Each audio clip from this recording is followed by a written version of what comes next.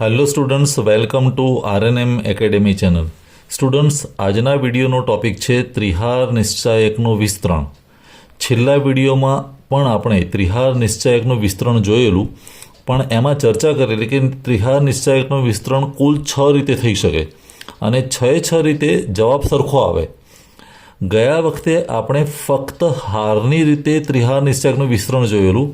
ઉદાહરણ તરીકે આપણી પાસે ત્રિહાર નિશ્ચાયક ડી ઇઝ ઇક્વલ ટુ આ રીતનો આપેલો છે, A1 A2 A3, પછી બીજી હાર છે B1 B2 B3 અને ત્રીજી હાર છે C1 C2 અને C3.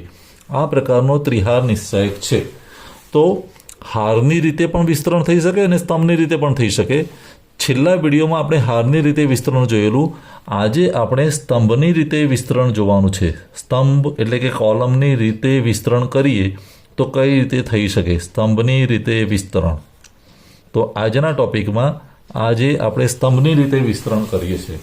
હવે વિસ્તરણ કોઈપણ રીતે કરીએ, આપણા મગજમાં પેલો સિમ્બોલવાળો નિશ્ચાયક ક્લિયર હોવો જોઈએ. અગ્રવિકર્ણ એટલે પોઝિટિવ સાઇન અને પ્રતિવિકર્ણની પણ પોઝિટિવ સાઇન અને બાકી બધે વચ્ચે માઇનસ સાઇન આવે. હવે સ્તંભની રીતે વિસ્તરણ કરવું એટલે શું કરવું? સ્તંભના જે પણ સ્તંભ લો એના ઘટકોને એના સહ અવયવ સાથે ગુણી લેવાના અને સરવાળો કરવાનો. ઉદાહરણ તરીકે પહેલો ભાગ લઉં છું, પ્રથમ સ્તંભની રીતે વિસ્તરણ. પ્રથમ સ્તંભની રીતે વિસ્તરણ, એના આધારે વિસ્તરણ. તો પ્રથમ સ્તંભ પ્રમાણે કઈ રીતે વિસ્તરણ થાય? તો ડી ઇઝ ઇક્વલ ટુ પ્રથમ સ્તંભ એટલે A1 B1 C1. તો A1 અને એનો સહ અવયવ એટલે કેપિટલ A1 પ્લસ B1 અને એનો સહ અવયવ એટલે કેપિટલ B1 પ્લસ C1 અને એનો સહ અવયવ કેપિટલ C1. આવો સરવાળો થશે. હવે અહીંયા જ્યારે જોઈએ ત્યારે સાઇન જોવાની, પ્લસ માઇનસ અને પ્લસ. તો પહેલામાં પ્લસ, બીજામાં માઇનસ અને પછી પ્લસ. તો શું થશે? A1 અને અહીંયા A1ને સંદર્ભમાં એનો ઉપનિશ્ચાયક, તો A1ની હાર અને A1નો સ્તંભ કાઢી દો તો B2 B3 અને અહીંયા આવે C2 C3. પછી બીજામાં માઇનસ સાઇન, તો માઇનસ B1 તો ખરો જ અને B1ની સાથે B1ની હાર અને B1નો સ્તંભ કાઢી દઈએ તો A2 A3 અને C2 C3 વધે. તો A2 A3 અને અહીંયા C2 C3 આ પ્રકારનું થઈ શકે. અને ત્રીજામાં પ્લસ સાઇન, તો પ્લસ C1 અને C1 એટલે આ હાર અને આ સ્તંભ નીકળી જાય તો A2 A3 અને B2 B3. આ પ્રકારનું વિસ્તરણ શક્ય બને. અને આ પ્રકારનું વિસ્તરણ એટલે તમે હવે એને એક્સપાન્ડ કરી શકો. તો A1 પછી અહીંયા લખાય B2 C3 minus B3 C2 પછી માઇનસ B1 અહીંયા લખાય A2 C3 minus A3 C2 અને પ્લસ C1 અહીંયા A2 B3 minus A3 B2 એવું થઈ શકે.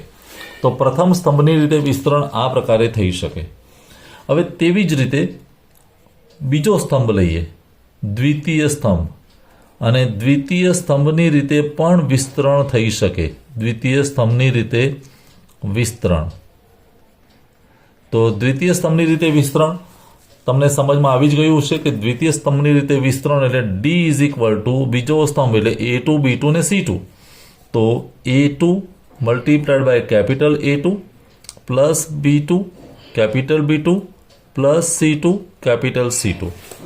હવે ઇઝ ઇક્વલ ટુ બીજો સ્તંભ એટલે માઇનસ પ્લસ માઇનસ.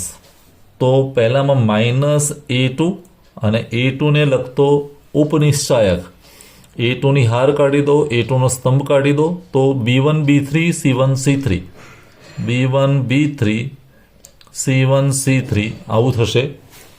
પછી બીજામાં પ્લસ સાઇન એટલે પ્લસ B2 અને B2ને લગતો ઉપનિશ્ચાયક, આ હાર અને આ સ્તંભને કાઢી દો તો A1 A3 ને C1 C3. તો A1 A3 C1 C3 અને છેલ્લામાં સાઇન છે માઇનસ, તો માઇનસ C2 અને C2 ને લગતો હાર અને સ્તંભ તો A1 A3 અને B1 B3 આવું થઈ શકે.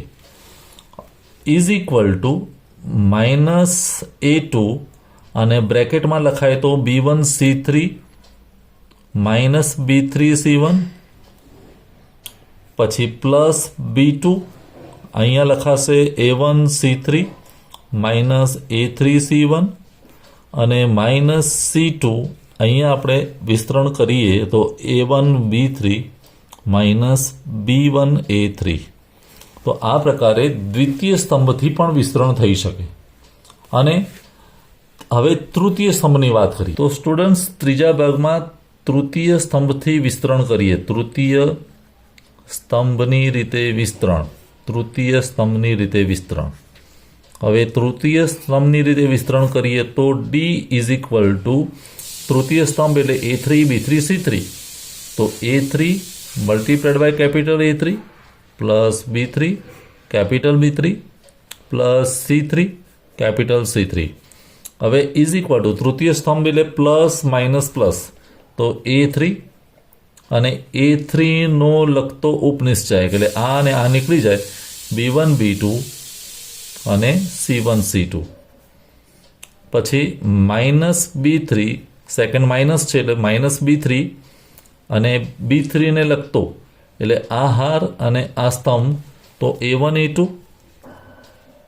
અને C1 C2 અને પ્લસ C3 ને લગતો ઉપનિશ્ચાયક તો આ હાર નીકળી જાય આ સ્તંભ નીકળી જાય તો A1 A2 અને B1 B2 આ પ્રમાણે નિશ્ચાયક લખી શકીએ. અને જ્યારે એ નિશ્ચાયકનું વિસ્તરણ કરીએ તો A3 બ્રેકેટમાં B1 C2 minus B2 C1 minus B3 અહીંયા લખાશે A1 C2 minus A2 C1 અને પ્લસ C3 અહીંયા લખાશે A1 B2 minus A2 B1. આ પ્રમાણે એનું વિસ્તરણ થઈ શકે. અને હવે આપણે એક પ્રેક્ટિકલ એક્ઝામ્પલથી કોઈ એક નિશ્ચયક લઈએ અને એના સ્તંભનું વિસ્તરણ કરી જોઈએ. તો સ્ટુડન્ટ્સ પ્રેક્ટિકલ એક્ઝામ્પલથી સમજવા માટે મેં એક નિશ્ચયક લીધો છે. D ઇઝ ઇક્વલ ટુ 5 3 -1 4 -3 0 6 1 2 એવા એના ઘટકો છે. આપણે પ્રથમ સ્તંભથી એનું વિસ્તરણ કરીએ. હવે પ્રથમ સ્તંભથી વિસ્તરણ કરવું છે તો સાઈડમાં પેલો સાઇનવાળો નિશ્ચાયક લખી રાખીએ આ રીતે, એટલે આપણને સંજ્ઞાની ખબર પડે. અહીંયા માઇનસ માઇનસ માઇનસ. પ્રથમ સ્તંભ લઈએ એટલે 5 4 અને 6 તો કેવું થશે? D ઇઝ ઇક્વલ ટુ પહેલો 5 એટલે પ્લસ તો 5 અને 5ની સાથેનો નિશ્ચાયક તો આ અને આ નીકળી જશે તો -3 0 1 અને 2. પછી સેકન્ડ જે સાઇન છે તે માઇનસ તો માઇનસ અને બીજો ઘટક છે 4 તો -4 અને -4ની હાર અને સ્તંભ નીકળી જાય તો 3 -1 1 2 અને છેલ્લી સાઇન છે પ્લસ તો પ્લસમાં 6 અને 6 હાર અને સ્તંભ નીકળી જાય તો 3 -1 -3 0 આવું બને. હવે આને જ્યારે તમે ઓપન કરો છો ત્યારે 5 કૌંસમાં -3 × 2 એટલે -6 માઇનસ 1 ગુણ્યા 0 એટલે 0 -4 3 × 2 એટલે 6 1 × -1 એટલે -1 પણ માઇનસ આગળ રહેવાનું -+1 અને +6 3 ગુણ્યા 0 એટલે 0 -3 × -1 એટલે 3 પણ માઇનસ આગળ છે એટલે -3. હવે આનું સિમ્પ્લિફિકેશન 5 અહીંયા વધ્યા -6 -4 અહીંયા વધ્યા 7 અને +6 -3. હવે 5 ગુણ્યા 6 -6 એટલે -30 4 ગુણ્યા 7 એટલે -28 6 ગુણ્યા -3 એટલે -18 હવે આ બધું જ માઇનસ છે તો સરવાળો થશે 0, 8 ને 8 નો 16 એટલે એડિશન 1, 1, 3, 4, 4 પ્લસ 2, 6, 6 પ્લસ 7 તો -76 એ એનો જવાબ આવે, -76. હવે સ્ટુડન્ટ્સ, વિડીયોના અંતમાં હું મુદ્દાની વાત તમને કહું કે નિશ્ચાયકનું વિસ્તરણ આપણે 6 પ્રકારે કરી શકીએ.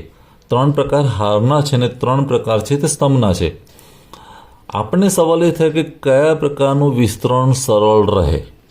તો કયા પ્રકારનું વિસ્તરણ સરળ રહે એનું સીધો સાદો શોર્ટકટ તમને આપી દઉં કે જે સ્તંભ અથવા તો જે હાર, સ્તંભ હોય કે હાર, જેમાં શૂન્યની સંખ્યા વધારે હોય, 0, એવો સ્તંભ કે હાર પકડવાનો. જે હાર કે જે સ્તંભમાં શૂન્ય નામના ઘટકો વધારે હોય એ હારનું રેફરન્સ લઈને ત્યાં તમે વિસ્તરણ કરશો તો સરળતાથી વિસ્તરણ થઈ જશે ને મૂલ્ય જલ્દી મળશે પરીક્ષામાં પણ. ઉદાહરણ તરીકે હું તમને કોઈ એક નિશ્ચાયક લઈને બતાવું. D = આવું છે, 1, 2, 0, 3, 4, 6, 9, 8, 7. તો આ નિશ્ચાયકમાં મારે કયો હાર કે કઈ સ્તંભ લેવો પડે? તો હું પહેલા નંબરની હાર લઉં અને વિસ્તરણ કરું તો વધારે સારું રહે. મોટે ભાગે સ્તંભ કરતાં હાર પહેલાં પકડવી સારી.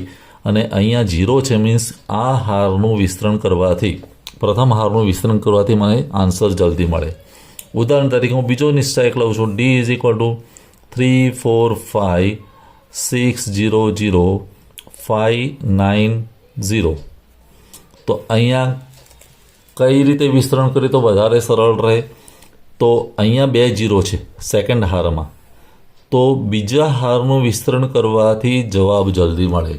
ત્રીજી હારમાં પણ 1 0 છે, પણ અહીંયા 2 0 છે એટલે બીજી હારનું વિસ્તરણ કરીએ તો જવાબ બહુ સરળતાથી મળે. અથવા તો તમે ત્રીજા નંબરનું કોલમ પકડો તો પણ ચાલે અને ત્રીજા નંબરનો સ્તંભની રીતે વિસ્તરણ કરો તો પણ જવાબ જલ્દી મળે. એટલે એક વસ્તુ યાદ રાખીશું કે જે હાર કે જે સ્તંભમાં શૂન્યની સંખ્યા વધારે હોય એવો સ્તંભ કે હાર પકડવાથી આપણને સરળતાથી એનું વિસ્તરણ અને જવાબ જલ્દીથી મળશે. સ્ટુડન્ટ્સ, આજનો વિડીયો લાંબો થઈ ગયો સમની રીતે વિસ્તરણ કરતાં અને છેલ્લે સમરી કરતાં, પણ ફરી એકવાર આખો વિડીયો જોઈને તમારો કોન્સેપ્ટ ક્લિયર થઈ ગયો હશે. ના થયો હોય તો ફરી એકવાર વિડીયોને જોઈ નાખો. કોઈ ડાઉટ હોય, ક્વેરી હોય તો કોમેન્ટ સેક્શનમાં જરૂર લખો. ફરી મળીશું આવતા વિડીયોમાં नवा टॉपिक साथे के दाखलाओं साथे. Thank you for watching. Thank you very much.